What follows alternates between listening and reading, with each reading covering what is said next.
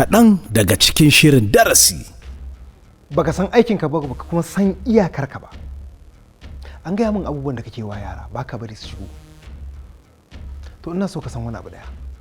Kaga wa'annan yaran da kake hanawa su shigo sun fi ka muhimmanci. Saboda akwai lokacin da za su yi mana amfanin da kai ba za ka iya mana ba. Ka san me amfaninka? Amfaninka ma'aikaci ne wadda yanzu idan wani abu ya zuba a jikina ka karkaɗe. In ka ga takalmina ya yi ƙura ka tabbatar ka goge. Yadda kuma wace irin yadda kake son ƙare da kai bayan wanda ne maka ta da? Zan kai ki wani gida mu tattauna tsakanina da ke. Wai a ce yau yaya shehu ne ya koma haka? Wace iri ya addu'a kika yi haka? Amma dai wannan abin na san ba daga dadi ba ne, daga ke ne. Ni ma ba daga ni ba ce, daga Allah ne.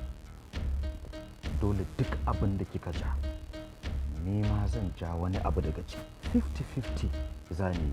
Ba don ma 'yan matan nan ku ba ku da amana ba amana a harkar nan ba. Ai ya kamata a ce ni ki bani 60 ke sai ki ɗauki 40. Haba Morris, wannan ya zama aikura da shan bugu gari da kwacen kuɗi.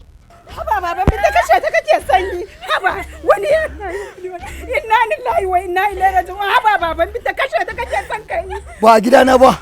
Allah ya isa tsakanina da ke. Ya zaka mata Allah ya isa yarka ne fa kai ka haife ta fa. Na ce Allah ya isa tsakanina da ke. Ke kuma ki sani zaman ki a gidan nan ya kare, na sake ki. Inna lillahi wa inna ilaihi raji'un. Haba baban da kashe sanyi.